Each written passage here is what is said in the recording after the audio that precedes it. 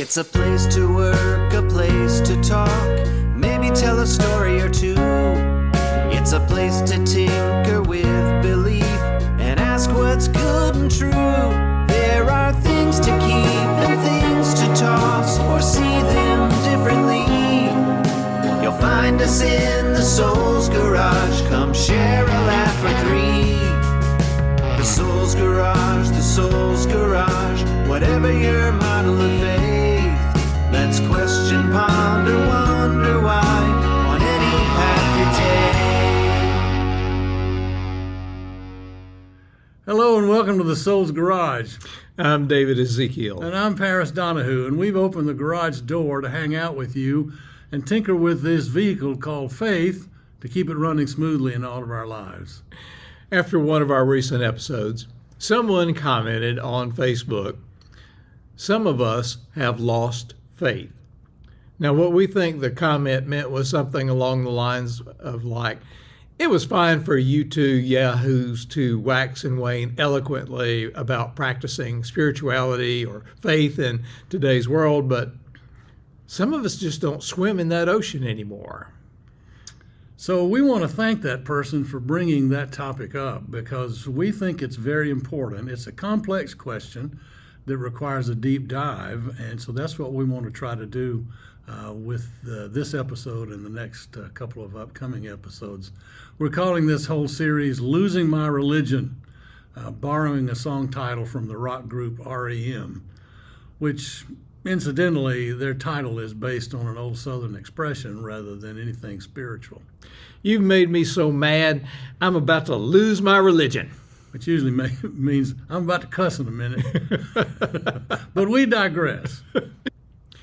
Of course, to lose faith, one could reasonably extrapolate that the person who left the comment had faith at one point. And we want to acknowledge that. And our job at the Soul's Garage is not to preach or be preachy about faith, but like we always say at the beginning, we want to tinker with this thing called faith to keep it running smoothly for all of us. And we want to acknowledge that really faith is hard work. And it's been called soul work by other academics. But others, unfortunately, practice the trappings of faith, the peripherals of faith, without ever committing to it. If someone steps away from those empty practices, those empty beliefs, they really aren't losing faith. Yeah, but someone could be a real practicing adherent of a particular faith perspective and then lose it. A person could have been raised in the church or the synagogue or the mosque or whatever religious group they were a part of and taught to believe and to trust in God's benevolence and care, but there came a time in their lives when that faith that they were taught just didn't intersect well or didn't intersect meaningfully with reality as they experienced it every day, such as the whole question of why do good people suffer? Why is there so much pain in the world? Why is there so much wrong with this world? Why was I born so good looking instead of rich? Those important kinds of questions like that. I was going to say, hey, now wait a minute. Isn't that your line? Well, that's a line I always use, but right. I'm sorry, but you ain't good looking, folks. If you're listening to this on podcast, I'm afraid that Paris is so ugly he'd make a freight train want to take a dirt road. Yeah, when you were a kid, you were so ugly, your mama had to tie a pork chop around your neck to get the dog to play with you. But we digress. Hey, don't make fun of that pork chop. That's what we're having for supper tonight. Okay, all right. I'm all for it.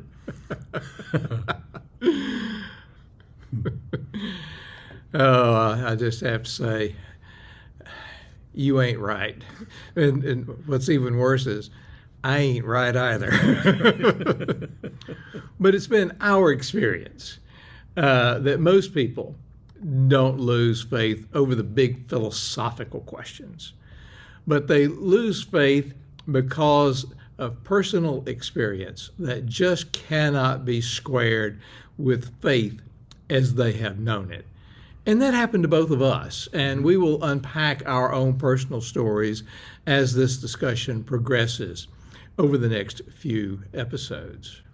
For now, we'll just say that we were both raised in a particular religious tradition that told us pretty much what we were supposed to think, and quite frankly, it was a tradition that wasn't real keen on independent thought. But we took divergent paths with that, and that divergent path we took was very distressing to many of the folks who nurtured us in the faith. And as a parent myself, I can attest to what that feels like. You know, you raise your kids to be independent and free thinking, and then they grow up and doggone it, they actually go off and do it. Well, it's like raising kids. For the first 2-3 years, you're teaching them how to walk and how to talk. And then for about the next 16 to 20 years, you're telling them to sit down and shut up. That's exactly right. But in terms of the tradition we were raised in, there was this kind of undercurrent of, okay, theological education is a good thing, but, don't let them ruin you. If you go off to seminary or cemetery, some of them called it. Yeah, some of them called it cemetery growing up. Right. They'd say all those dead doctors at the cemetery. Yeah. And that was as I was growing up and had a very inquisitive mind about natures of faith and religion. I was really disappointed to have so many people say, "Don't let seminary ruin you. Don't let it change the way you believe and you think." And that was just totally disconcerting to me, because isn't that what we're supposed to do? Is to grow in the knowledge of the faith? I mean, I think that's over in the Bible somewhere. I think it's somewhere near the back. Yes. According to Reverend Lovejoy on The Simpsons. I had a guy in a previous church that I served, and he was joking, but it always cracked me up. He'd say, "Parrish, you're educated beyond your intelligence." I couldn't argue with him. I can't argue with him either. But the real point in that whole little banter that we were engaging in was, it was really that divergent path that not only led us back to faith, but really it provided strength for us in our daily living. Yeah. But that then begs the question, how does a person lose faith? It's not like you can misplace it. It's not like you can say, well, it was right here in this drawer yesterday. I don't know where it got to. Or like my wife, who, when we were out with some friends at a restaurant, she all of a sudden looked down and said, "Where are my rings? I'm not wearing my rings. Where did I put them? I've lost my rings. Did you see them by the sink at home? Did I leave them in the kitchen?" And I said, "Honey, you're looking at the wrong hand." She looked down at her left hand and went, "Oh man." Is she going to let you tell that story? I have permission. Oh, okay. At least today. But the point is that faith is not like that, where you can misplace it, So maybe it would be more accurate to say that one abandons faith, or renounces it, or gives up on it, or I think you used the word shucks it. Yeah, before. Sometimes it's just something that I just can't deal with this anymore. It no longer is useful. And so I'm shucking it. I'm shedding it. Mm-hmm. I'm ridding myself of it. Yeah. And there are lots of reasons why someone might do this. Some of them are pretty valid reasons, such as emotional or even physical abuse. Mm-hmm. Mm-hmm. Now, we enjoy being lighthearted and making jokes on the show, but we aren't going to laugh about this because we've seen its devastating results. And just seriously, sometimes you really want to cry when you hear about these things. Yeah, and religious organizations of all stripes have very much to answer for in terms of how they treat their people. An abuse can be sexual in nature or violent, or it can be an exploitation of a person's time, their finances, their kindness, and there are a whole host of other reasons that could be offered up. Yeah, it could also be the use of fear, intimidating people or guilting them, that sort of thing. We grew up in a part of the country where you drive through the countryside and you'd see signs like turn or burn or where will you spend eternity? Smoking or non-smoking. Non-smoking, all those kinds of things. Playing off of people's fear and guilt, and that's been done way too often in the history of all religions, quite frankly. Too many of them have worked really hard at intimidating people into acting the way they want them to act. Yeah. From our perspective, though, we think faith should reorient someone's perspective on life, and the faith of a particular organization should ask its adherents to practice life based on those tenets, those faith principles. But that does not give others in the organization the right to manipulate someone for their own selfish ends. Right. So that's one reason that we want to acknowledge that it's a valid reason for losing faith, physical or emotional abuse of some type.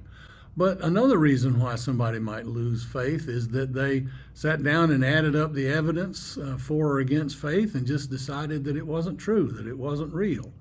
I've read all these books, or I've listened to these speakers, or I've talked to these people, and I've concluded that there's no God, or some other non-faith perspective. In other words, they've looked at the evidence, they've tallied it up, and decided that there's just nothing to this. And lots of non-believers claim to have done this, and quite frankly, lots of believers have claimed to have done this also. Absolutely.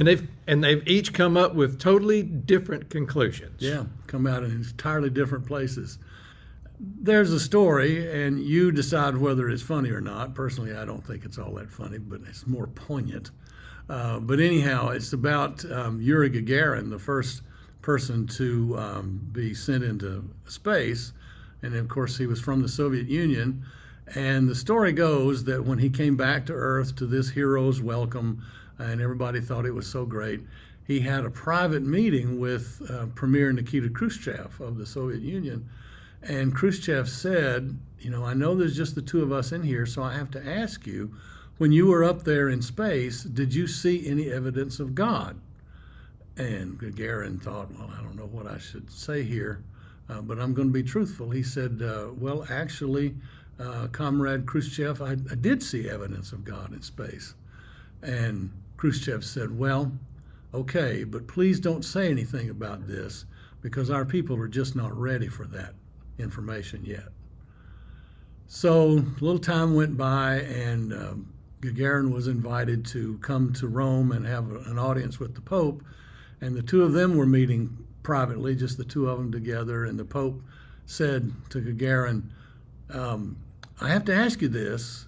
When you were up there in space, did you see any evidence of God? And he remembered what Khrushchev said, and he said, well, no, Holy Father, I'm sorry, I didn't see any evidence of God. And the Pope said, well, I thought so. Just please don't say anything about this. Our people are just not ready for that yet. Now, whether you think that story or that joke was funny or not, wasn't that funny? I never said it was. I'm innocent. But the point of the matter is, no one has a corner on the truth. And we would not try to stipulate that we do. Although I do think I'm right all the time. Just ask my wife. She'll tell you that Right. Yeah. Is that why you got that scar on your cheek? Yeah. Okay. But we do think both sides should practice humility here. There is no self-evident truth to claim, no ironclad proof one way or the other. Yeah. The philosopher John Hick once said, the universe is religiously ambiguous. And we couldn't agree more, because you add up the evidence and you can come out one way, you can come out the other. It's a matter of looking at the evidence and then deciding what you believe to be true. Well, now wait a minute. Now that reminds me of now this is an actual joke. I'll be the judge of that. And you just mentioned the universe and also the Pope. So I've got one that fits here. All right. Lay it on us. It seems that aliens came and visited Earth and they met with the Pope. And the Pope looked at the aliens and said, by the way, okay, I've got to ask this question. Do you know Jesus? And the alien from Mars says, oh yeah, Jesus, great guy. He comes to our planet at least twice every year. And the Pope says, what, every year? It's been 2 millennia, and we're still waiting for his second coming. And the alien looks at the Pope and says, really? Maybe he didn't like your chocolate. And the Pope says, chocolate? And the alien says, yeah. Every time he visits, we gather the best chocolate from each manufacturing plant and gives him a basket before he leaves. Why? What did you do to him the first time he came here? And the Pope said, well, we nailed him to a tree for suggesting how great it would be if we were all a little bit nicer to each other for a change. Well, it's okay. I got a chuckle out of it, but not more than my Garrett story. But be that as it may, but the point is that rather than adding up the evidence and then deciding whether to have faith or not, almost all of us decide whether to have faith or not and then add up the evidence that supports our decision. Very few people want to admit that they do that, but we do. My oldest friend in the world, and by that I mean the oldest because we're exactly the same age, but we met in first grade. That's how long we've been friends. Oh, wow. That means both of y'all are older than the Pope. Yeah, well, it doesn't take much doing these days. Yeah, we were in school, writing on stones and stuff like that. Anyway, the two of us took divergent paths religiously in our lives. And I became a minister, he became a philosopher, a teacher, and he became an atheist. And we've kept up our friendship, and we've talked about these matters numerous times together. In fact, the two of us wrote a book a few years ago where we deal with the same issues, but I deal with them from my faith perspective, and he deals with them from his secular perspective. It may even still be in print if you want to pick it up. But anyhow, the two of us have talked on numerous occasions about this whole matter of the evidence. And we both agree that neither one of us have an ironclad capture of the truth, that you can look at the evidence and conclude there is no God, or you can look at the evidence and conclude that there is a God. That takes a little humility between the two of us. And what's really neat about my relationship with my friend is that even though we come at things from opposite perspectives, our values are very much in sync with one another. And I treasured that. Among many things, I treasured that about my friendship with him. And by the way, in all seriousness, if you do have the opportunity to pick up his book, Polarities. Polarized. Polarized. Right, yeah. I can tell you read it. Yeah, I did read it. What was it about again? No, seriously, it's a good book. But, another reason of why people lose faith and things occur in their lives is due to disagreements over positions or actions by the religious group that they may belong to. And we've known numerous people over the years who've not approved of their religious group's stands on a wide variety of social issues or decisions made about how to proceed with certain projects that the group may decide to do, and it causes all sorts of friction and upheaval. And then sometimes some person will use a little self-righteous expression and says, "You bunch of hypocrites, And that word gets thrown around a lot, and they will say, if that's what you people really believe, or if this is the way you're going to act, then I am out of here. You know, over the years, I've seen it cause many church splits. Yeah, you know, our family business that I grew up with, that my grandfather started, was a church furniture business. And my dad always, whenever somebody said something about church splits, his line always was, yeah, but church splits are mighty good for the pew business. And I think we ought to say for that story, pew. P-U. But, you know, frankly, sometimes people use that as an excuse to leave the group for personal reasons, you know. But this rationale looks and sounds a little bit more like it's a bit on the self-righteous side. Yeah. In other words, they're really leaving for something personal or something that, you know, that you could go either way with, but they just feel like they look a little better by leaving and saying, well, you people all are just a bunch of hypocrites. You don't live up to what you say. But there are plenty of times when leaving the faith is the only way that a person can maintain their integrity.